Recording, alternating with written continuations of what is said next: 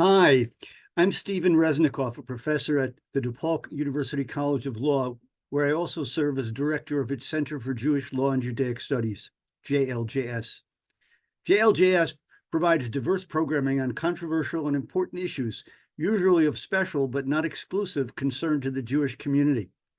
Many of our recent programs have focused on the rising scourge of anti-Semitism and on legal tools that can be used to combat it.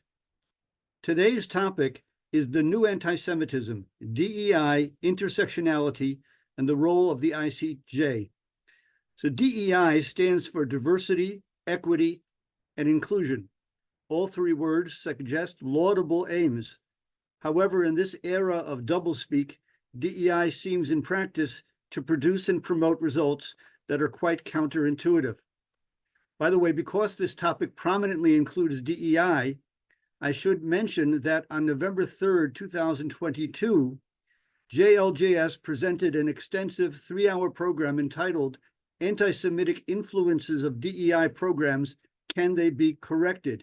It featured a number of diverse and distinguished speakers, including but not limited to 1, Kenneth Marcus, founder and leader of the Brandeis Center for Human Rights Under Law; 2, Dr. Ron Albuquerque, a professor at Stanford's medical school, who filed a complaint alleging that the medical school's DEI program had discriminated against him as a Jew. 3, Professor Suzanne Sherry, a law professor who had co-authored an article as early as at least 1995, which is almost 30 years already, entitled, Is the Radical Critique of Merit Anti-Semitic? And as we'll probably discuss today, DEI programs pervasively undermine the notion of merit by characterizing people's achievements often as undeserved privilege. And 4, April Powers, a Black Jewish woman who is the director of diversity, equity, and inclusion for Project Shema. The program was recorded and can be viewed on our Facebook page. And I'm just going to share with you the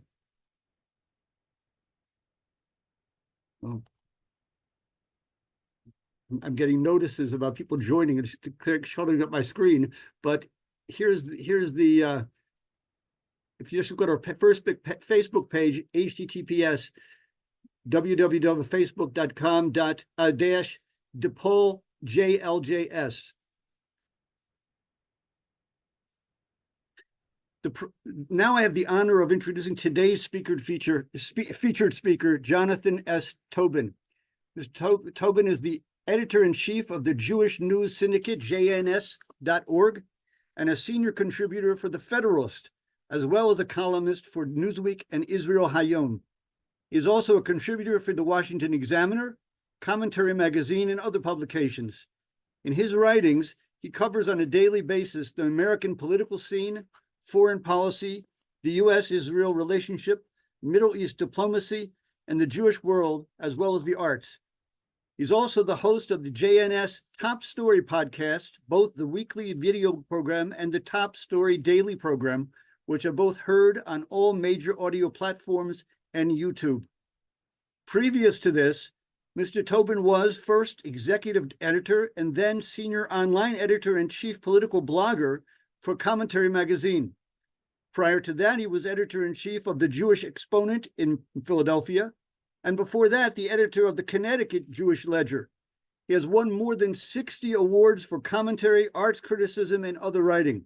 He appears regularly on television commenting on politics and foreign policy. Born in New York City, he studied history at Columbia University. Really, it's an honor to have him with us today. Good morning, Jonathan. What has changed vis-a-vis our understandings of this country of anti-Semitism from the past? Well, for most Jews, anti-Semitism was a sort of familiar topic, and it came from a familiar direction. From our experiences in Europe, for most of us who are descended from European immigrants, and from the experience of Jews in the early 20th century, anti-Semitism was a function largely of the right. Yes, there was a variant of left-wing anti-Semitism. Karl Marx was, a Jewish Jew hater. But as we experienced it, it was rooted in traditional ideas in Christianity, Christ killers, and of ideas from the far right that grew up in the late 19th century as the term anti-Semitism came into fashion and began to be used, the anti-Semitic movement in Europe. And we sort of knew what it meant as it grew in Europe in the 20s and 30s, culminating in the Holocaust, and in its faint echoes in the United States with populist radio preachers like Father Coughlin. Anti-Semitism was a right-wing phenomenon, and it was about othering Jews. It was about Jews as, all the old tropes and stereotypes about Jews controlling the world, the protocols of the elders of Zion, and all those factors that ultimately led to the Holocaust. In the aftermath of the Holocaust, there was an assumption that anti-Semitism, was no longer something that could be said in decent society, and it was assumed to be confined to the fever swamps of the far right and the far left, and that's for a while that's where it remained.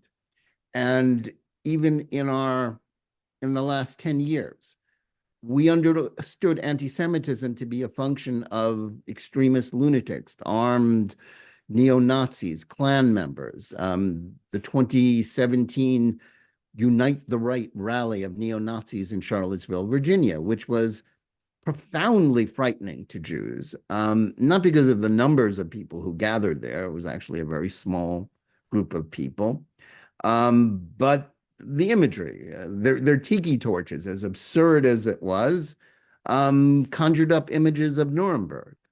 Jews were frightened by that. And when lone gunmen attacked Jewish targets, and that they were in some ways, extremists on the right, again, that was something that was familiar to Jews. They knew how to think about it. They knew how to attack it or attempt to defend themselves, as it were.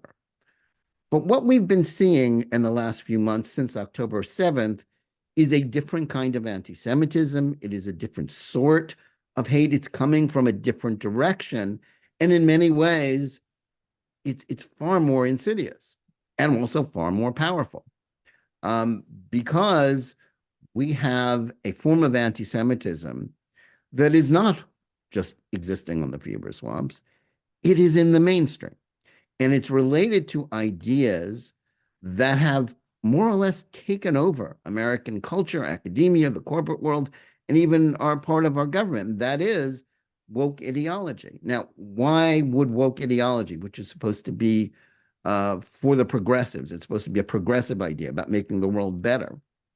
Well, to boil it down, on one foot, it's not just that intersectionality, which sees all struggles as related. All oppressed peoples are somehow part of the same struggle, and all oppressors are part of the same struggle. That's part of it, but also the whole idea of critical race theory, as it is applied, divides the world into two groups of people, either white oppressors or people of color who are victims. And it doesn't really matter what those two groups are doing. It doesn't matter the facts about what leads them into conflict. It's a question of power. The people who are more powerful assumed to be white oppressors. The people who are less powerful in a specific context are victims.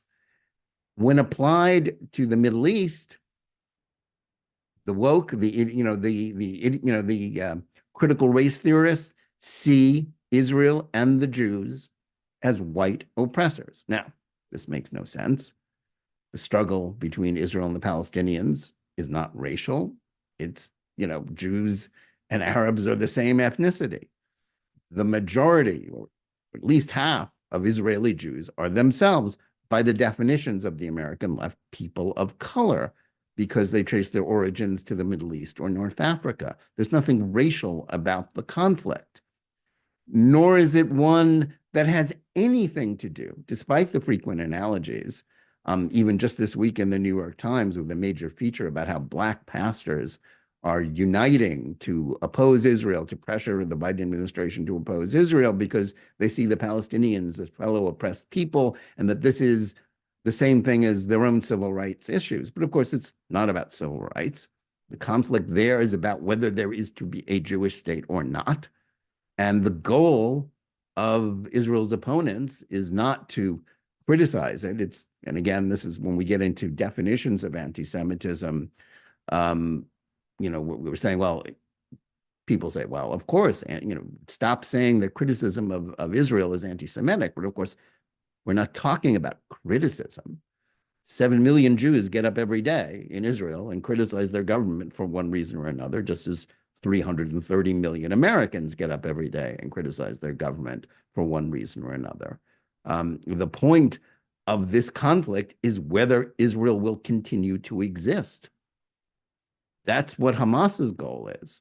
And it goes beyond that. They have goals of genocide. They wish to slaughter the 7 million Jews of Israel. Indeed, they wish to slaughter Jews everywhere. It's part of an Islamist idea. To shoehorn that into some racial narrative about America, is insane. It is illogical. But it has become not merely a talking point in academia or sort of an extremist idea that some professors talk about somewhere. It's become mainstream. It has become the new orthodoxy.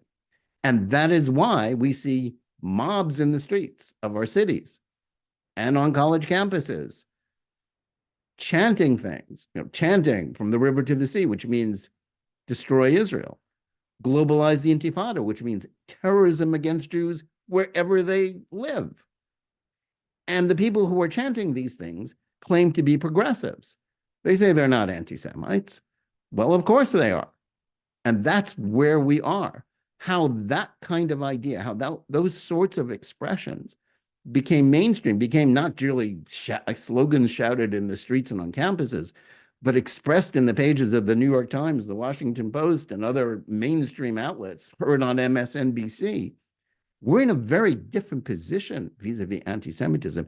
It is a turning point, and indeed, I would say it is the most serious moment in American Jewish history, because never before, as much as anti-Semitism was sort of social anti-Semitism, casual ideas about Jews were very widespread in the past, at no point as a political movement, and anti-Semitism, it's a very important point to understand, and it's often missed in most of what we use as Holocaust education. Anti-Semitism is not ordinary prejudice. It is an essentially political idea used for political purposes. And at no point in our history, in this country at least, has anti-Semitism been harnessed to a popular ideological movement with strong political support on the left of our political spectrum, the intersectional left, the base of the Democratic Party. And this is not a partisan issue, but there is a strong political constituency for delegitimizing Jews and Israel. And that is where we are today. And that is a very different place from where we were only a few years ago. Jonathan, I just sort of back up for a second to ask a question. Maybe it's so fundamental that it's not appropriate, but what is it about the concept of dividing the world into oppressed and the oppressors? How did that, what was so compellingly persuasive that it has won the day in academia? Well, that's an excellent question. And I think, doctoral theses will be written about that for many years. Hopefully after it is defeated. But I think, this has its roots in sort of cultural Marxism, the Frankfurt School of thinkers who came over to this country after the Holocaust, people like Herbert Marcuse, and his ideas, they became very fashionable. And this was part of a long march of progressives through our institutions while most Americans, including people even in academia, were sleeping. And it is compelling because, like all ideologies that offer simple solutions and simple, ideas about good guys and bad guys, it helps the world make sense to people in a simplistic, easy to understand way. there are villains and there are good guys. And it's easy to pick it out. It's, in the Westerns of the early 20th century, people wore white hats and black hats. Well, now we have, and people were people in the white hats were the good guys. Now it's the other way around. If you're wearing the white hat, you're a bad guy, no matter what you do, no matter how bad the people opposing you are. The importance of the cause is also linked to sort of the way anti-Semitism has always worked. Nobody cares about oppression. For example, the attacks on Black Africans in Africa by Islamists in countries like Sudan, Nigeria, Mauritania. Nobody cares about that, including the African-American community, because, the perpetrators are not easily identified as white oppressors because they're Arabs, they're Muslims, or Black. So therefore, why should we care about it? That's the thing here. And I think there was an important made in an essay published last month in the Free Press by the wonderful historian Niall Ferguson called Treason of the Intellectuals. And it was a direct echo of a famous book written in the 1920s by a French philosopher under the same name. And it spoke of how hatred and the dehumanization of people, and in this case, the Jews, was not the work of, sort of the lower classes, the ignorant. It was the work of the educated.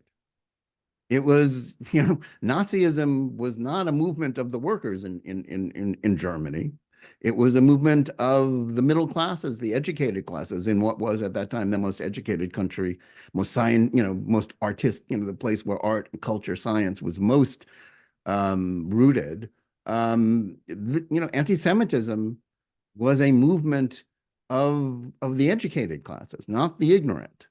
And today we are seeing the same thing, where those indoctrinated in woke ideology, which means mostly the college educated, although it has reached deep into our secondary and primary schools as well, but primarily in colleges where it is the new orthodoxy, it becomes a way to dehumanize a certain class of people.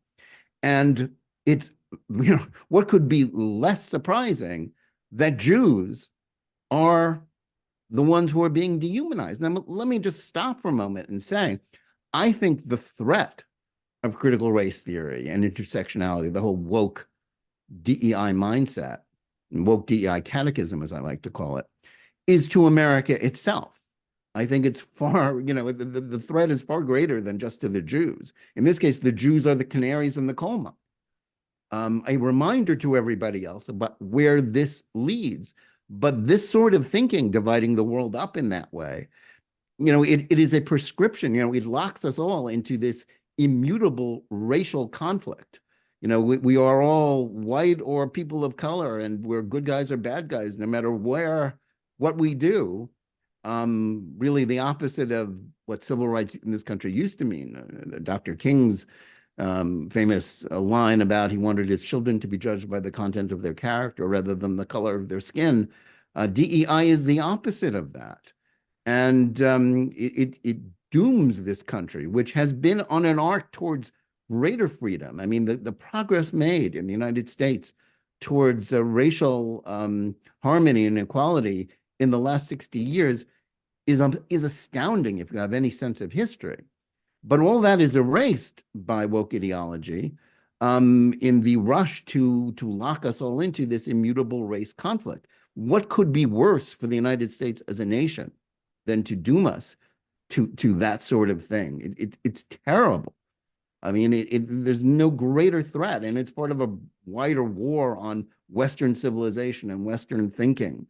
It's a very big topic. But in this case, it also grants, as I say, unsurprisingly, a permission slip to anti-Semitism in the way so many other ideologies have. And the Jews are the ones who are caught up in it. And it is a very shocking moment, especially I think, for Jewish liberals who saw this country, saw, themselves, allied to the left, and the progressive movement as inherently friendly to Jews, and the right as inherently hostile. And they've woken up, to talk about woke, to live, that they live in a world, especially since October 7th. And I've spoken to many people. I've been writing about this issue for years, but I think many people have only come to realize it when they saw the reaction, what happened on college campuses as Jewish students were being targeted and harassed. And the administrations who were so quick to seek safe places for any other minority was indifferent. The testimony of those three college presidents, Penn, MIT, and Harvard, for Congress in December, this was another seminal moment where we saw educators in charge of our greatest institutions unwilling to say that advocacy for genocide of Jews was against the rules of their schools. All of a sudden, schools, which I might add, were inherently hostile to free speech. There's no school in this country that is more hostile to free speech than Harvard. If you are not, if you're a conservative, it is a very hostile environment for you. But they were more worried about antagonizing the anti-Semites and targeting them than they were in protecting their Jewish students. So this is a seminal moment in that way. And that's why this ideology has worked in this way. And that's why, sadly, it appeals to people who want something simple. And, it's linked to this notion of progressivism that is, it's a bizarro worldview of, it is of progressivism because it's profoundly illiberal. I've noticed that some of my students have actually indicated that some of my non-Jewish students have indicated that they feel that DEI fosters hatred of them as white students. And I think that, we see that there is a political response now, which is across the board. It just recently maybe that the Jewish community has awakened to this problem, but there had been other people who have been fighting it for some time. What's aside from the notion of oppressors versus oppressed, there seems to be a problem of saying that those are privileged and the unprivileged, right? Even if you're not an oppressor necessarily, you're a privileged, and you have privilege that you're not entitled to. And it's sort of, that goes into this notion of the critique of merit, and that you don't really deserve, you have no accomplishment, you don't deserve to have what you have. And if you don't deserve to have what you have, I feel I have a right to think that we should take it away from you and redistribute it. And so that's a broader sense of a problem with the general fundamental principles that we've had of equal opportunity and turning it into equal outcome. And can you speak to that at all? Yeah, well, sure. I mean, it's what could be more antithetical to, basic traditional American values about freedom and equality. Now, of course, America has a troubled racial past.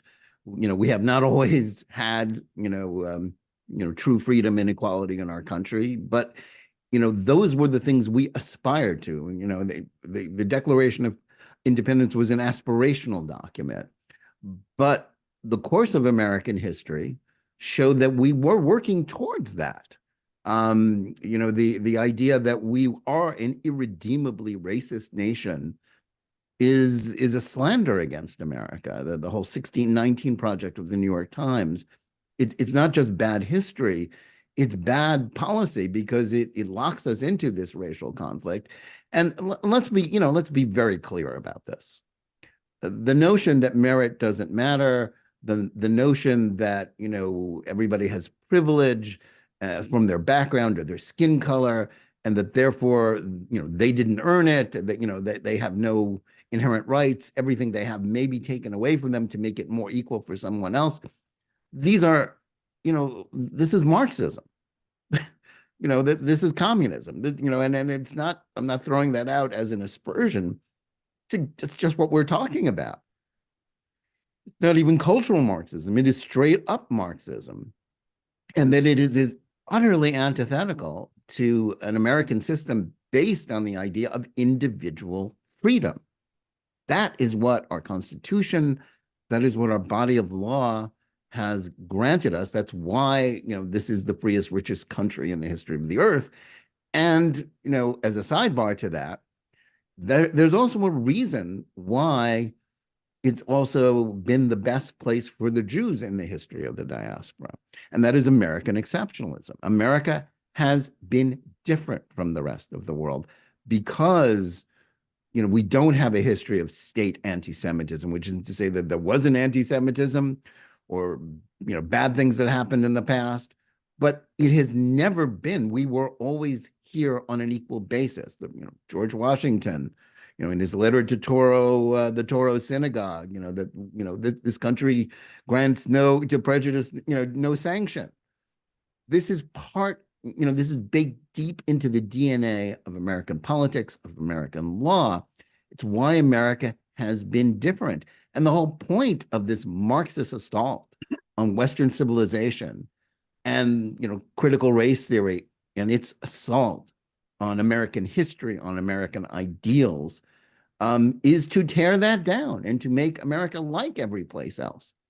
And so when we see, the mobs in the streets and the campuses chanting, for, violence against Jews, open expressions of anti-Semitism, when we see these ideas defended in mainstream publications, which once would never have granted, space to them, we understand that America is on the cusp of no longer being exceptional.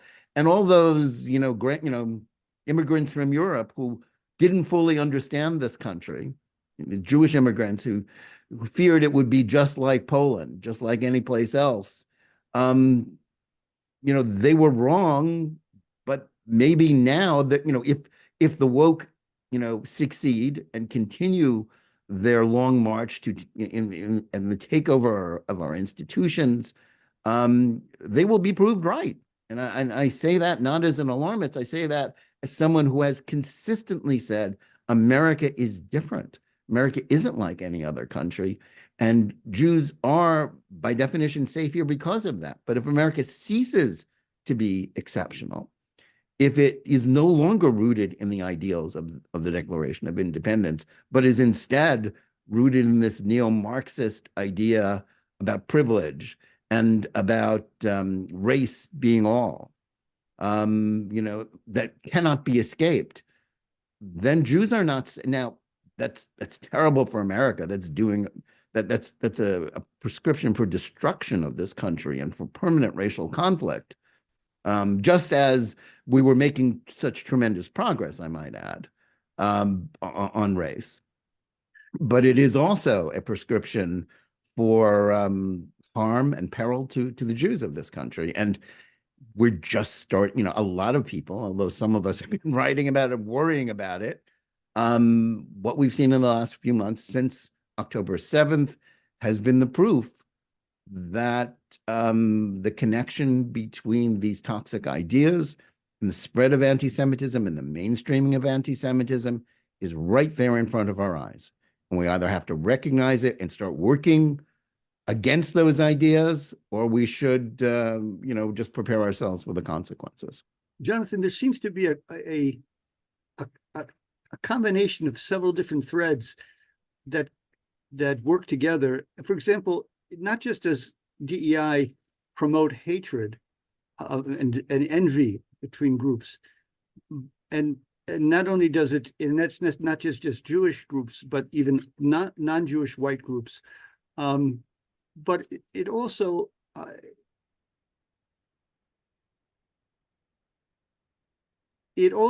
harms or presents a possible harm because of its connection with this attack on meritocracy. We've seen Dr. Stanley Goldfarb of the University of Pennsylvania, he's taught medicine there for many years. I think he may be emeritus now, started an organization, Do No Harm, for people in the healthcare industry. And he is Jewish, and he complains about DEI because it leads to anti-Semitism, but it also, he says, it's because of its undermining meritocracy. He says that it's affecting adversely the medical care that not just whites get, and not just Jews get, but also that blacks get, and that all other people of color get in America. because the medical industry is churning out people who are not properly vetted. That's another concern, and that should be across the board for everybody, whether they're a person of color or not a person of color. Yeah, I think I think there had been a recognition, I think a growing recognition that the elevation of race over merit was having a terrible impact on the humanities, destroying them. The study, destroying the study of the humanities, destroying the arts. We've seen that. Every major arts company, or the symphonies, theaters, opera companies, they all have now their woke commissars to implement DEI plans, which work against influences the choice of what they perform and the people who are performed. And it's increasingly obvious that it's not being done on merit. It's being done on what is political, what they think, some artificial ideas about racial balance. And that's bad enough for those of us who love the arts. And it's bad enough for those of us who care about the humanities and understand that that is integral to who we are as human beings. But it's sort of the idea that there was sort of fail-safe, that the math and sciences were immune to it, was wrong. Because if you're going to have racial quotas determining who gets into grad programs and fellowships, then you're determining who are your doctors, who are your scientists. And it's no longer the question of who are the smartest people and the best scientists and the best doctors and the most skilled surgeons. It's who fits into who checks, clicks off, punches all their tickets for, various kinds of diversity. And of course, diversity, inclusion is usually about exclusion. And in practice, that's what it means. And Jews should know this better than anyone, because a century ago, we had racial, religious, ethnic quotas in our elite universities. They were directed against Jews to keep the number of Jews who got accepted into schools like Harvard, Yale, Princeton, Columbia. And, Jews suffered as a result, and that went by the boards. But today we have them revived because it's no longer a question of merit. And, in this case, it's working against Asians, who are sort of the Jews of today, the most, overachieve, the greatest, emphasis on achievement in that community. But it creates a whole society where excellence is devalued. The only thing that matters is whether you're diverse, whether you tick off some idea of what the world should look like. Now, of course, we don't apply it to everything.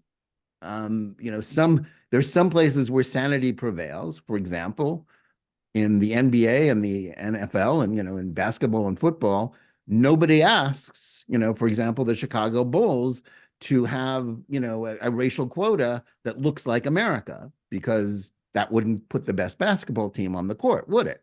Same with sports. Everybody understands the best athletes got to be on the field. But somehow, Jonathan, some people say, though, even in the sports area, you have, as to the managers and coaches, there's still a problem, and it's still not necessarily done on merit. But as to the athletes themselves, I think you probably have listen, there were racial prejudices in sports in the past as well. That's been overcome, but now it's and the question of who gets to be a coach. But we seem to take quality and merit, in basketball, football, baseball, name your sport, much more seriously than we do science and math and healthcare, because these toxic ideas have leached in, and we're being told that that doesn't matter. And of course it matters. It matters tremendously. That's the whole point of the achievements of Western civilization, was to advance merit and not caste. But that's the thing about the supposed anti-racist movement. There's nothing more racist than what we now call anti-racism. There is nothing more illiberal than what progressives are proclaiming as the wave of the future, and that's what makes it so insidious. Let me ask you one other question about the anti-Semitic vitriol that comes out, and you linked DEI and the intersectionality and the notion of oppressors and oppressed to anti-Semitism. Why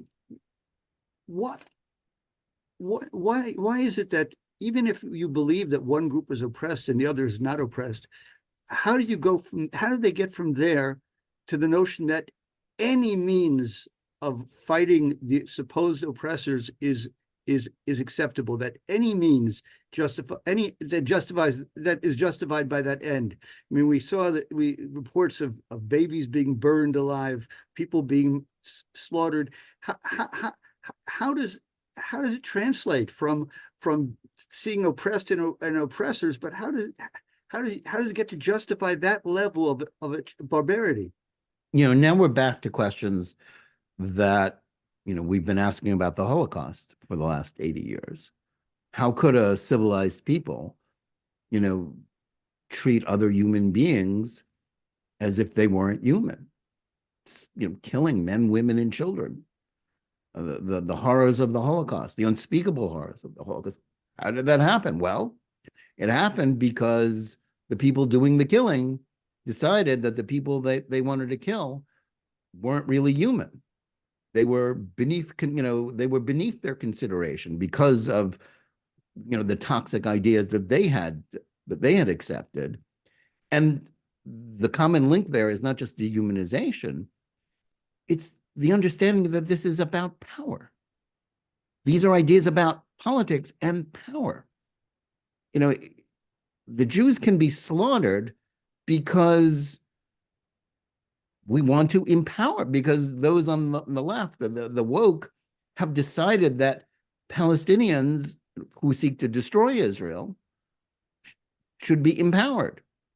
They wish to deprive Jews of the power to defend themselves, to live in their own homeland. It's very simple.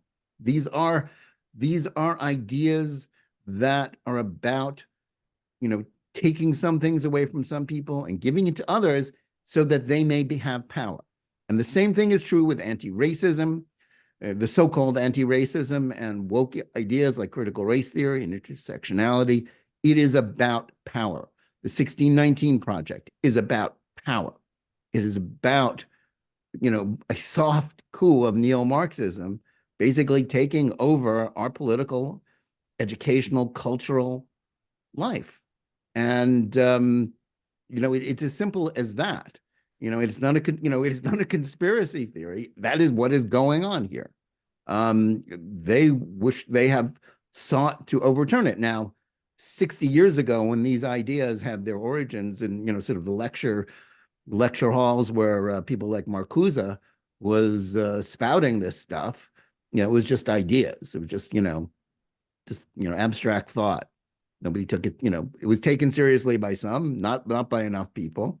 But those who imbibed it, those who wanted it, pushed it, got it into the schools, and they have taken over academia. They have gotten the power over academia.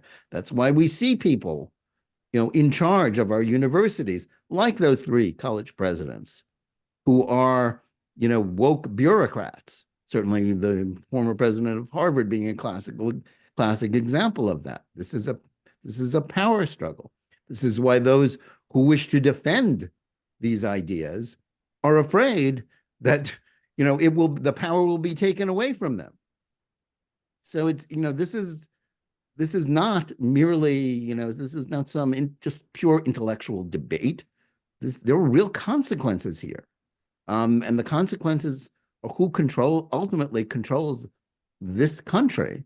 And is it going to be people who look to the Declaration of Independence, or is it people who look to cultural Marxism? And that may sound extreme, but after October 7th, I don't think so. Let me ask you that before I forget. I didn't mention at the outset. I just want to remind everybody, well, not remind. I want to invite everybody here. If you have questions, to post them to me in the chat function. And then when we get to the Q&A, I'll be able to refer to them. So please use the chat function. So there's always a question of, is the best the enemy of the better? We have now some people who surprisingly have spoken out. Abe Foxman, former head of the ADL, David Harris, former head of the AJC, who are liberal people who are always on the liberal part of the political arena, but they've called out for the elimination of DEI. Barry Weiss, a former columnist for the New York Times. Elon Musk, not Jewish, is called out for the elimination of DEI. And others, such as the ADL itself, continue to talk about modifying the DEI. DEI now has this tremendous bureaucracy. There's so many people who their professional income, their professional lives are tied to the continuation of DEI. I heard a Black former diversity trainer or professor at York College in Pennsylvania, and he said that they have an invested interest in promoting the continuation of racism, because only if you have racism, can you have these programs to combat racism. So the question is it quixotic to think that someone can get rid of DEI, or is it better, maybe even if you think you can get rid of it, is it better at least in the short run to try to get changes to reform it? What's your opinion? Okay, well, I'll get back to Foxman and Harris, the ADL and the AJC later. Remind me of that, but let me answer your question at the end first.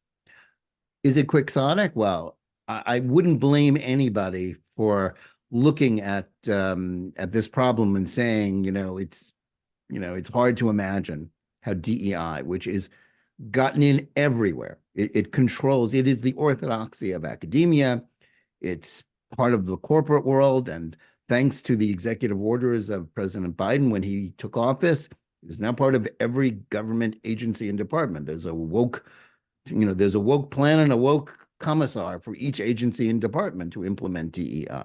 And you're absolutely right. It is a major industry. We've been educating them by the score. Every college, where's all the tuition money going to? It is this army of bureaucrats dealing with this. They control discipline, they control admissions, control much else. So it is a formidable task. But I'll repeat something that Alan Dershowitz said to me when I asked him this same question you're asking me on my podcast a couple of months ago. And he said, he reminded me that when he was a kid, going back to the 1950s, just as today people had to sign pledges to get jobs in universities, woke pledges, that you have to sign a DEI pledge to get a job. Then you had to sign a McCarthyite pledge, but to promise that you weren't a member of the Communist Party. And if you had said it to anyone in, say, 1954, anywhere in the 1950s, that someday this will be a relic of history, they might have said, how is that going to happen? It's so powerful. It is so ingrained in our culture and our politics. It would be hard to imagine that it could change. And yet things do change. One of my professors when I was a student at Columbia studying history a very long time ago, the great Eugene Rice, he once said to me something I have never forgotten. Everything in history is evitable. We make choices. We walk backwards into history. We can only see what's behind us. We don't see what's in front of us.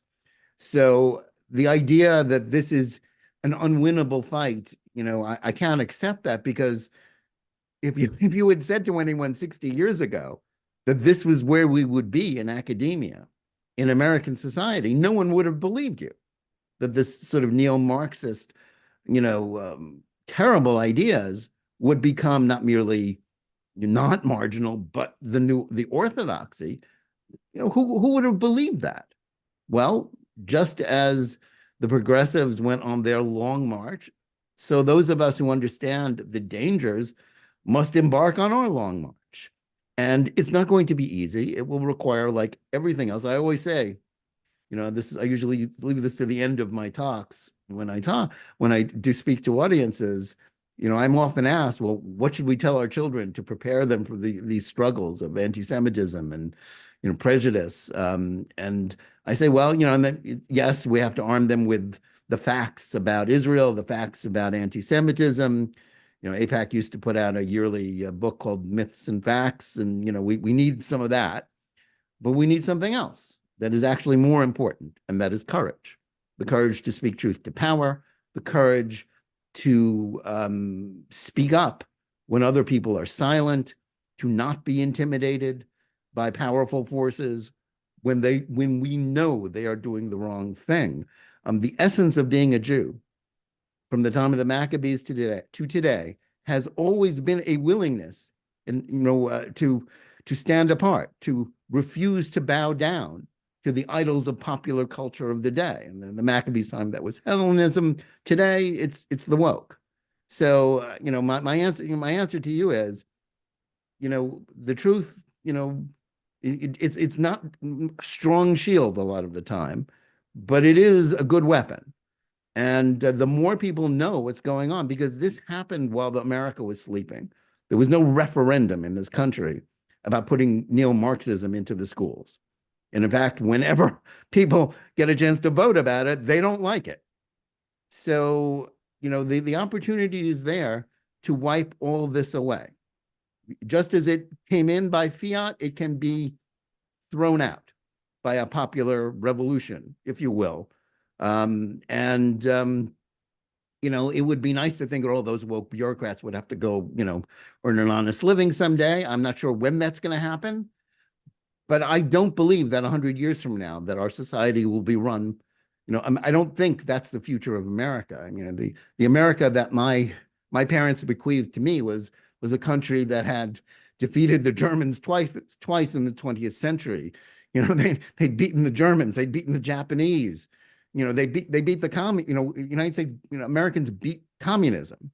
Are you going to tell me that America is going to finally be defeated by Ibram X. Kendi and Alexandria Ocasio-Cortez? I refuse to believe that. I mean, maybe I'm too much of I'm an optimist, too much of a believer in what this country has always been about, but I don't accept that. Now, to get back to Jewish organizations, the statement by Abe Foxman and David Harris about DEI was very welcome. It's a little late. They're late to the party because while they were in positions of influence, that's not what they were saying. And they were asleep on the job in that respect. And I have a lot of respect for David Harris. I have some affection for Abe Foxman. We battled over the years, and we also were on the same side on a lot of the time. And sometimes I criticized him, and sometimes I defended him. So he's a worthy person. He's somebody with a true Jewish heart. Not always right, in my opinion, but he slept on this because he saw progressives as the Jews' allies, and traditionally they have been. But this was a difference. And they were slow to realize it. And especially in the last few years, as this country went, especially in the summer of 2020, went through a moral panic about racism after the death of George Floyd, based largely on myths about police shootings of Blacks. The major Jewish organizations fell down on the job. They went along with the tide. They did not, they bowed down to the idols of popular culture. They endorsed a Black Lives Matter movement that was linked to and led by anti-Semites. They endorsed DEI, even though it was clear then as now that it granted a permission slip for anti-Semitism because they wanted to stay in sync with liberal fashion and with their political allies on the left. That was a shame, and the fact that their successors are deep into it, despite their claims of standing up for the Jews, is nothing less than a scandal. The failure of Jewish leadership in this country is extraordinary. But let me just say one more thing about the issue of which you raised, and it's a good question. Can DEI be reformed? especially can it be reformed to be better for Jews? And a great example of that, sort of that's what the ADL's position is now, which, it utterly lacks credibility. But, it came forward in an interesting venue. There was a petition signed by, I think, of some 260 Jewish actors and filmmakers who were protesting the new rules for the Oscars that will go into effect for the Oscars that will be awarded next year. And next year, and for films that were produced in 2024. And in order to be eligible for a Best Picture Oscar next year, your movie has to be diverse. It has to meet various sets of DEI categories in terms of who the actors have to be diverse. The topics have to focus on, approved minorities, subjects, people behind the cameras, have to be diverse.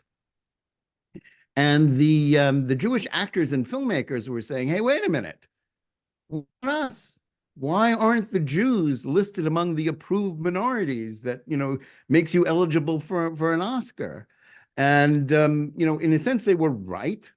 And they spoke about how these attitudes were redolent of anti-Semitism and the erasure of Jews. Yet they were also wrong, because the problem there wasn't that Jews weren't included in DEI. The problem was DEI itself. And the whole idea of, political rules being applied to, competition for artistic excellence. There's nothing more antithetical to artistic excellence than political rules being imposed upon it. What could be more redolent of art under the Nazis or the communists than that sort of thing? But that's the problem here. And they're also wrong to think that Jews could be included, because in this woke Marxist, neo-Marxist view of the world, Jews are always going to be white oppressors. They will never be granted the status of victims, no matter how many Jews died in the Holocaust or how many Jews died on October 7th. That doesn't matter. Jews are inherently powerful in the imagination of the West and in the in this progressive mindset. So it's a futile request, and just as futile when it's made by the ADL as it is by a bunch of actors. DEI can't be reformed. It is what it is, and it is always going to be bad for the whole country. But the Jews will be the first to suffer, as I said before. They're the canaries in the coal mine, and there's no way around it. Just to comment on a couple of things that you mentioned, there are Jewish groups, not just the ADL. I guess Hillel Campus Climate Initiative is trying to develop some kind of teaching, some type of modules that would go into DEI that would sensitize, in other words, to include something in DEI which is different from just oppressed and oppressors, maybe, and not just identify Jews as just someone on the oppressed ranking totem pole, but the oppression matrix will never work for the Jews. It never has. It never will. I mean, you could reshuffle the deck, put it in any context you like. It's the Jews will always come out the losers here, and society as a whole will also. You mentioned George Floyd, and it's sort of ironic that after George Floyd, there was that myth, that anti-Semitic myth that Israelis taught the police to use this technique. Yeah, I'm glad you reminded me of that. Let me speak to that. Sure. And it actually predates George Floyd. It starts with the protests after the killing of Michael Brown in Ferguson, Missouri in 2014. And the fact that a person of authority in the Ferguson Police Department had gotten some sort of training in Israel was seized upon by the then growing Black Lives Matter movement, but also by so-called Jewish groups, which anti-Zionist groups, in particular Jewish Voice for Peace, and If Not Now. And it took the fact that, ADL, AJC, a lot of Jewish organizations had been paying to send American first responders of various kinds to Israel for training. Now, sadly, Israel has a lot of experience in dealing with emergencies and with things that first responders have to deal with. And it was also a matter of cultural exchange. People, send people to Israel and they would know the Israelis and build better ties between Israel and the United States. But this was seized out of context and turned into a new, 21st century blood libel against the Jews, in which it was said that Israel, paid for by American Jews, because it wasn't just about Israel, because American Jews were sponsoring these programs, that American Jews and Israelis were training American police to shoot down African Americans on the streets of America's cities.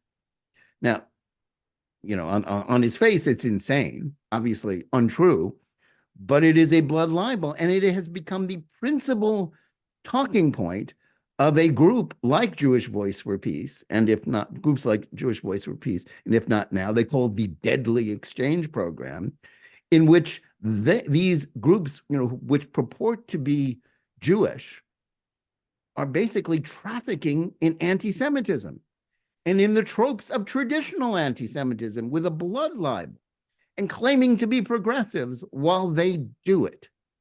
There is no better illustration of how this sort of neo-Marxist, this woke ideas, is tied inextricably to anti-Semitism than the way that moment, in 2014 in Ferguson, which, as even the Obama Justice Department said, Michael Brown was assaulting a police officer. He didn't say hands, he didn't have his hands up and scream, "Don't shoot." These are all big lies, myths, promoted as part of the Black Lives Matter mindset. And just last week, the New York Times Sunday Magazine had this feature about an "if not now" activist and how she, grew as an Israel hater through her experiences in the protests in Ferguson. And it's basic, in part, this is sort of Jewish inversion, and it's not entirely new in Jewish history. This is someone who cannot look at anything Jewish without seeing, oppression about someone else. The focus of that feature said that when she watched Fiddler on the Roof, all she could think about was Palestinians. As again, erasure of Jewish suffering, erasure of the Jews, as well as this sort of very big lie transposition, stealing Jewish history.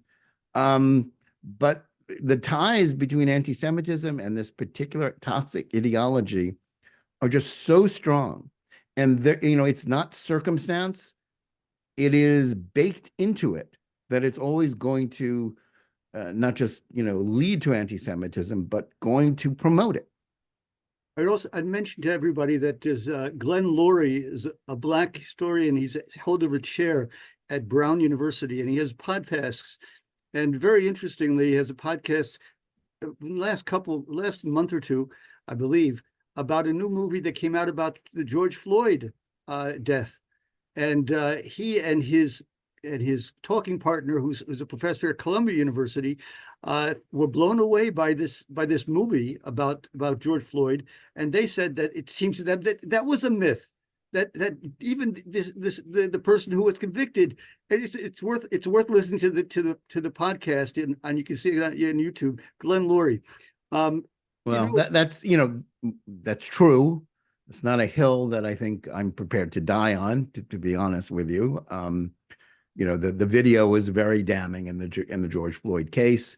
You can certainly make an argument that obviously he was a thief, he was a drug addict, and perhaps he died because of the drugs in his body.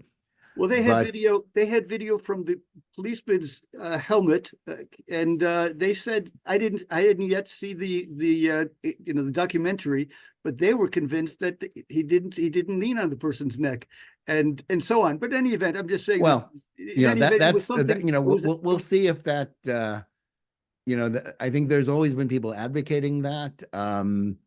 At the moment, I mean, it's not clear that anybody could have gotten a fair trial on that charge, but the video was so damning. And again, I'm not interested in relitigating the George Floyd case. I'm interested in the moral panic and the myths about Black shootings, which led to that moral panic, and which have empowered these really false ideas about American society and, how this is bad for America, but also very bad for the Jews.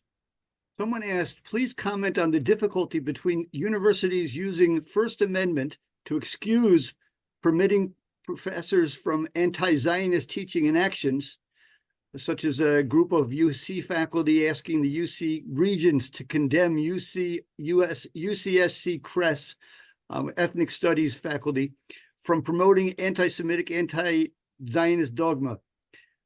I don't know if you have you're not an attorney, but I don't know if you have a comment about the regulation of speech. Yeah, I think there's a very important, there's some important distinctions that need to be made. In this country, this is not like in Europe where, there is no free speech, even in liberal democracies where any kind of speech can be outlawed. Our First Amendment gives us the right to say hateful, horrible things. And, so long as they don't lead to violence, we have every right to say whatever the hell we want, however awful it is, however upsetting, however, cringing, inducing it might be. The question of what may or may not be said on college campuses is a very different issue, because college campuses are, have never been bastions of free speech. They are closed environments. They are places where there are rules. And the question is, are the rules the same for one kind of hate speech and different for another? We know, part of the reason why those three college presidents claimed that, they were saying it depended on the context as to whether advocacy for genocide of Jews would be, a violation of their rules, was that they were claiming, well, we have to defend the free speech rights of our students to advocate for the genocide of Jews. But, we all know that were anyone to walk around Harvard's campus or, Columbia's campus or any of those, schools or lesser renowned schools, advocating for the lynching of African Americans. If a student were to do that the way, they'd be expelled within the day. There wouldn't be any question about it. And if any faculty member or administrator join them in advocating for the lynching of African Americans or the genocide of one particular, of any protected minority group like African Americans or Hispanics or even Asians, they would be fired. I don't, whether they had tenure or not. They have ways of finding ways to fire people when they want to. Everybody knows this, and God forbid that anybody should do anything like that. That would be awful. But we all know that some kinds of speech are not protected on college campuses. I referenced this earlier, when speaking of Harvard. Conservative speech is not protected. Conservative speakers are shouted down. They're disinvited. They're shamed. They're harassed. Students, who try to do that are also frequently, in classrooms and as well as in public forums. Our great universities are anything but bastions of free speech. There are ratings of these schools, and literally Harvard is the absolute last in terms of free speech protections in this country. So the notion that, Claudine Gay, the former president of Harvard, or anybody at the Harvard Corporation cares about free speech it's a joke. They don't care about free speech. They care about enforcing their orthodoxies. And sadly, if you're calling for genocide of the Jews or destruction of the Jewish state and terrorism against Jews, you fall within, you're saying something fashionable in their circles. And so, of course, their instinct is to defend it and to speak of free speech rights, which they forget, which they would never in a million years apply to anyone saying things that they disagreed with. I mean, that is the opposite of the whole idea of free speech, is that it applies to everyone. We're now in a, sort of a political legal environment where the American Civil Liberties Union, the ACLU, which was once, the free speech absolutist, organization. They defended the right of Nazis to march through, a community of Holocaust survivors in Skokie in the late 1970s, because free speech is free speech, period. Today, they would never defend anyone who their liberal donors and members disagree with. They speak, even members of our Supreme Court who are liberals speak of conservatives' weaponization of free speech as they try to carve out, spaces in our public squares for conservative speech or religious speech, which they wish to eliminate. We're in an environment, it's a very disingenuous. Most of the discussion about free speech in this country, especially with respect to the issues you raised and college campuses, it's utterly disingenuous because they're not for free speech. Therefore, I'll go back to Herbert Marcuse and the Critique of Pure Tolerance, his famous work, where he criticized the whole idea of free speech and individual rights. That's what neo-Marxism is about destroying. They don't care about free speech. They don't care about your individual rights. They care about their power and imposing their ideas on everyone. And that's where we are in this country. And that's why these terrible ideas have to be defeated. They have to be thrown out. Somebody also asked, since test scores are only one factor of excellence, the potential of a great leader or performer in the arts, athletics, or those with unique talents compromise in excellence in student groups and society.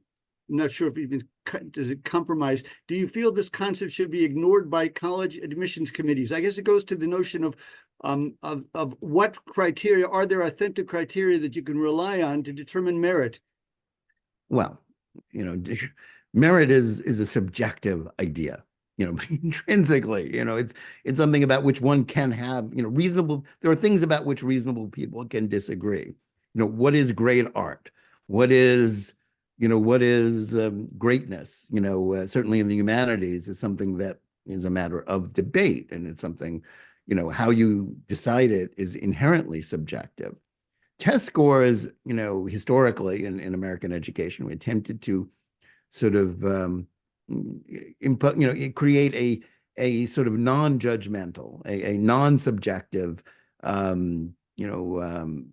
meter of the ability of students and as a predictor of their ability to do the coursework. Now, tests are, they are not perfect predictors of of merit or of ability to do school. They go a long way towards it. Some people are good at taking standardized tests and some people are bad at them. And that's not necessarily, an indicator of whether, how smart they are or how good they are or whether they'll, contribute much to society. When I was a kid, I was good at standardized tests. I always said that, tests are easy, life is hard.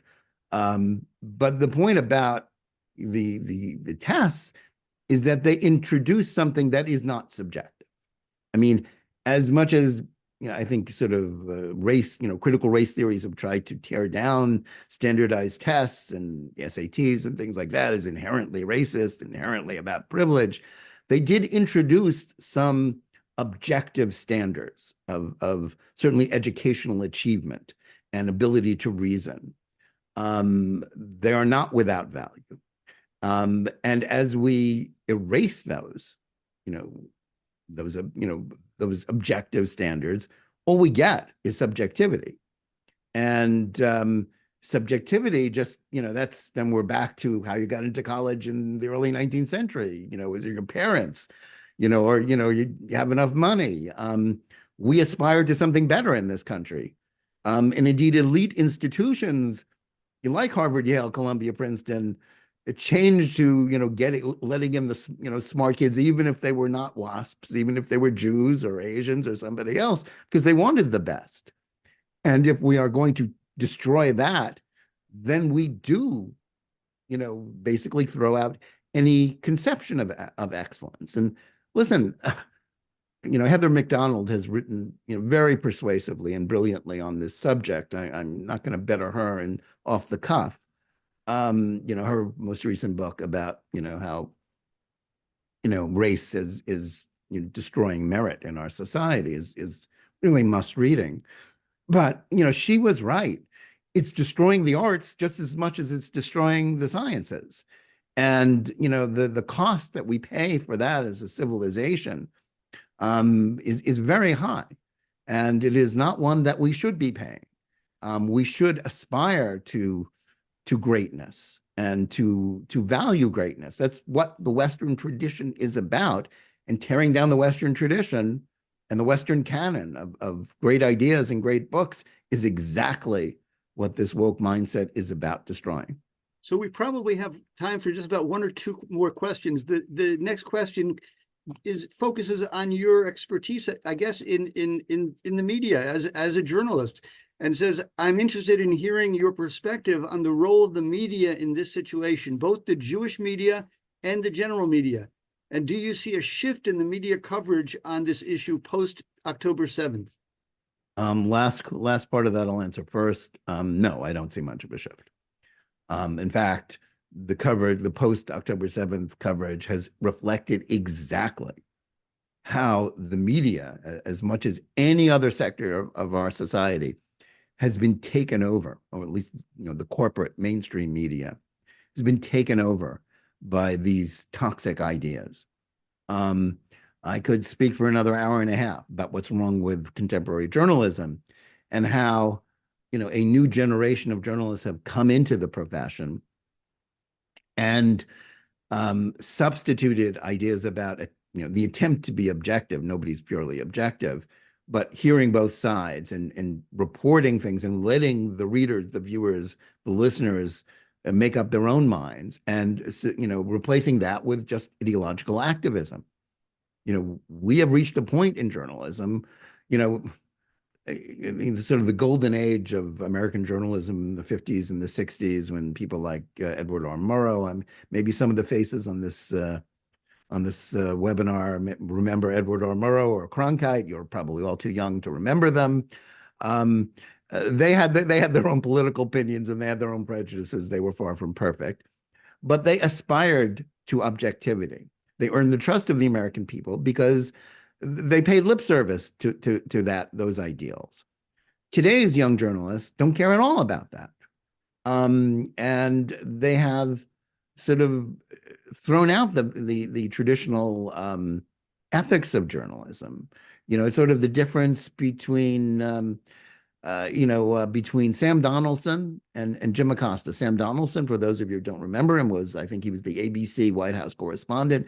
He was, he made the lives of several presidents a living hell, asking really different, Republicans and Democrats alike, asking really difficult, embarrassing, hard questions on all sorts of issues. They hated him.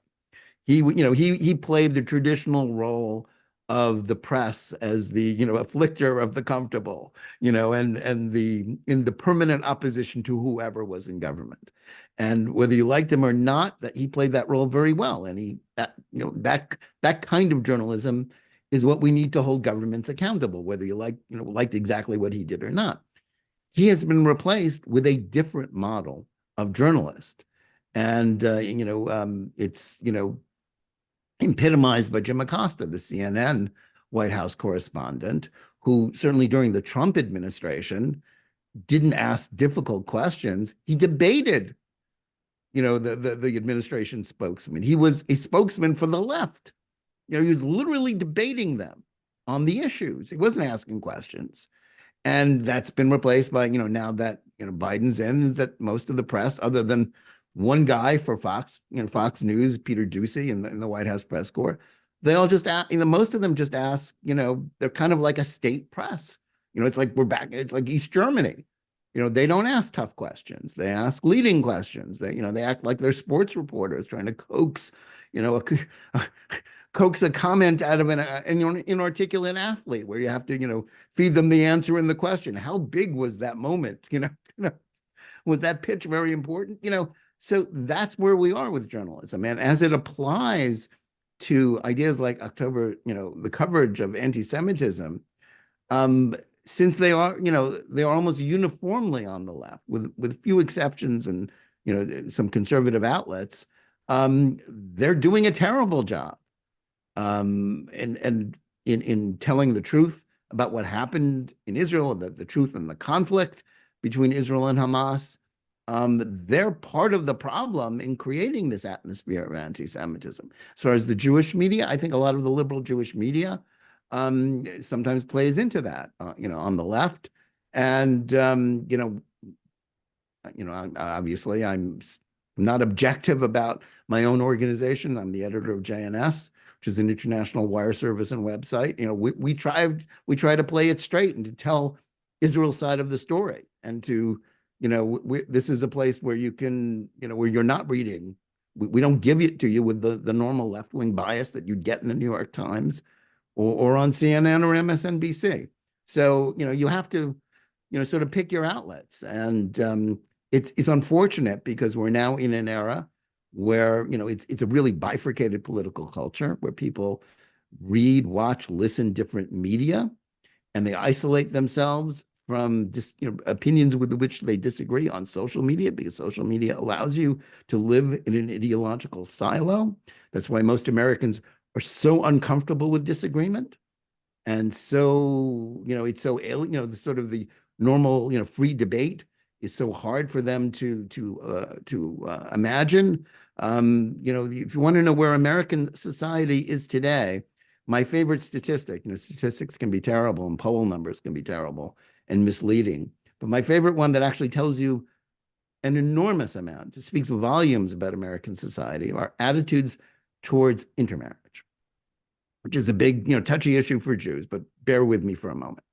In the 1950s, when Americans were polled on the issue of intermarriage by Gallup, overwhelming majorities, 60, 70% did not want their children to marry someone of another faith.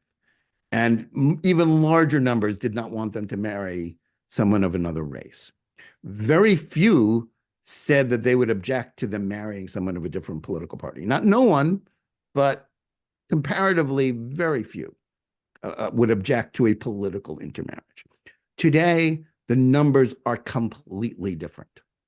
And to some, you could say this is good. Obviously, if people are telling the truth, and 70, 80% of people tell pollsters that they would not object to their children marrying another race, that's probably a good thing. And if they say they wouldn't object to them marrying someone of a different religion by almost equally large numbers, we can see in the Jewish community, that's clearly, outside of the Orthodox sector, that's clearly how most American Jews think, because intermarriage rates are, between 70 and 80% for the non-Orthodox. And so that says one thing about our society. But almost the same number that used to oppose interracial marriage or interfaith marriages now oppose marriage of one of their children to someone from a different political party. Like the vast majority, nearly 2/3 of Americans say they don't, if they're Democrats, they don't want their children to marry a Republican and vice versa. What could be a more, toxic political culture than that, and really antithetical to how America always used to work? But that's where we are. And journalism plays a part in that, as well as a part in empowering anti-Semitism. Well, I don't want to impose on you overly, and I want to thank you very much for. I apologize to the people who asked excellent questions and voiced some opinions. We just didn't have time to get to all of them. So one did ask about, sort of optimistically, states that have taken action against DEI. And I think I read just today an article in NPR that the governor of Utah signed a statute that prevents DEI training in universities and in government in Utah. I know that Texas and Florida were well known for their early legislation. I know there was some efforts by the regents in Wisconsin and the University of Wisconsin, but I don't think they were successful in making a deal with the schools that they'll get money if they don't hire, if they freeze hiring. But there are steps going on, and one basic, since we are the Center for Jewish Law and Judaic Studies, I just want to mention one thing in closing. And that is that one of the major differences between Greek thought and Jewish thought is that in Greek thought, they believed in destiny, fate. Things could not be changed. They were preordained. And in Judaism, we believe in free will, and we believe in accountability, and we believe that we can make moral choices that matter. And so I think that there is hope that with effort, we can try to improve the world. and we can improve the world with respect to the problems that arise out of DEI as well. Again, thank you so much, Jonathan, for joining us. Thank you for having me. And anybody who wants to read more, go to jns.org, who subscribe to our twice daily newsletters, watch our podcasts on JNS TV on YouTube or elsewhere. Thank you very much. Goodbye, everybody. Thank you for coming.